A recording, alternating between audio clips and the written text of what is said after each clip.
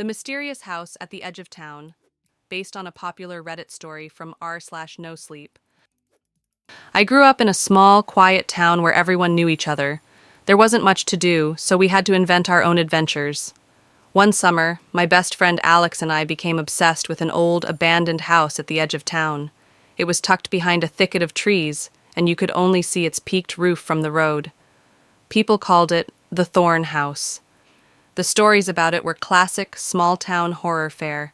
A family disappeared overnight, strange lights flicker in the windows, and some people claim to hear whispers when they walk past. Naturally, as bored teenagers, we decided we had to explore it. We planned our visit for a Saturday afternoon. It was bright and sunny, which we thought would make it less creepy. Armed with flashlights, a pocket knife, and Alex's dad's old Polaroid camera, we ventured into the woods. The house looked worse up close. Its wooden exterior was warped and covered in vines, and the windows were shattered or missing. The front door was stuck, but Alex managed to push it open after a few tries. The inside was exactly what you'd expect. Dusty furniture, peeling wallpaper, and a smell like wet earth. But there was something off.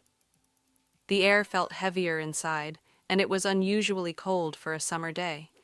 We explored room by room, taking pictures and joking to keep our nerves in check. Most of the rooms were empty except for broken furniture, but then we found a study. It looked almost untouched. There was an ornate desk, a bookshelf filled with old leather-bound books, and a large mirror on one wall. Alex picked up one of the books, flipping through its pages. It was full of strange symbols and diagrams, like something out of a movie about witches. I focused on the mirror. It was tall, with a gilded frame that looked far too expensive for such a decrepit house. As I stared at it, I felt a strange sensation, like static electricity crawling over my skin. "Hey, check this out," Alex said, but I barely heard him. My reflection in the mirror seemed wrong. It moved just a fraction of a second slower than I did, like it was lagging behind. "Alex," I whispered, "look at the mirror." He came over, and as we both stared, our reflections didn't move at all. We waved our arms, but the figures in the mirror stayed perfectly still. And then they smiled. Not a friendly smile, a wide, teeth-baring grin that stretched too far, like their faces were made of rubber.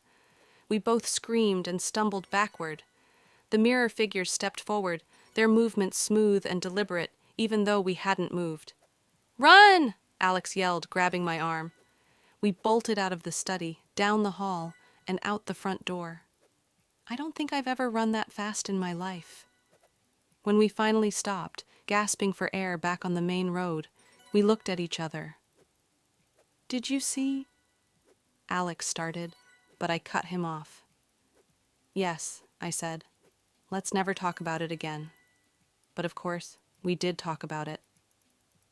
That night, Alex developed the Polaroids. Most of them were normal, blurry shots of the house, the rooms, and some of the books.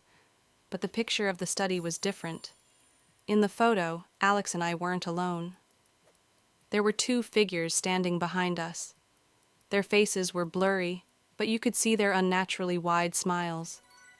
We never went back to the Thorn House. Please subscribe to the channel. The Man Who Knocked 3 Times, inspired by stories from r/Let Me Tell You Something. It started when I moved into my first apartment. It wasn't much, a tiny one-bedroom on the second floor of a slightly run-down building. The rent was cheap and the location was decent, so I didn't mind the creaky floors or the occasional flickering light. What I did mind was the knocking. The first time it happened, it was around midnight. I was half asleep when I heard it. 3 sharp knocks on my front door. Knock, knock, knock. I froze. Who could it be at this hour? I didn't know my neighbors yet, and I definitely wasn't expecting anyone. I waited, holding my breath, but whoever it was didn't knock again. The next morning, I checked the hallway. Nothing seemed out of the ordinary. I brushed it off as a random noise. Maybe someone had knocked on the wrong door. But the knocking didn't stop. Every night, around the same time, I'd hear those same 3 knocks. Always 3, always sharp and deliberate. I tried looking through the peephole a couple of times, but the hallway was empty. Once, I even flung the door open right after the knocking, but there was no one there. The building's security cameras didn't capture anything unusual either. By the end of the first week, I was losing sleep. The knocks were starting to feel personal, like whoever, or whatever, it was knew I was alone and afraid. I told my best friend Emma about it, hoping she'd laugh and tell me I was imagining things. But instead, she frowned. You know, she said, there's this urban legend about a man who knocks 3 times. My grandma used to tell me about it. If you open the door, you invite him in. But if you ignore him, he keeps coming back until you do. Great, I said, trying to laugh it off. That's not creepy at all. That night, I was determined to ignore the knocks. I put in earplugs and buried my head under the covers, but I still heard them. Knock, knock, knock. I didn't sleep at all. The next day, Emma offered to stay over. If it happens again, at least you won't be alone, she said. I was grateful, and, honestly, a little relieved. That night, we stayed up watching movies, trying to keep the mood light. But as the clock ticked closer to midnight, I couldn't shake the feeling that something was about to happen. Right on cue, the knocks came. Knock, knock, knock. Emma paused the movie and looked at me. Okay, that's creepy, she whispered. She got up and went to the door, but I grabbed her arm. Don't open it, I said. What if it's just some idiot playing a prank? She asked. Please, I begged, just don't. We sat in silence, staring at the door. The knocking didn't come again, but neither of us could relax. Emma decided to sleep on the couch while I tried to get some rest in my bedroom. Around 3 a.m., I woke up to a feeling of dread. My room was freezing, even though it was the middle of summer. I turned over and froze. There was a man standing at the foot of my bed. He was tall and thin, with pale skin and dark, sunken eyes. He didn't say anything. He just stared at me. I couldn't move. I couldn't scream. All I could do was watch as he slowly raised his hand and knocked 3 times on the wall above my head. Knock, knock, knock. When I finally found the courage to blink, he was gone. Emma and I left the apartment the next day. I don't know who or what the man was, but I've never stayed anywhere alone since, and I never, ever answer the door when someone knocks 3 times. Please subscribe to the channel. The Forest That Watches.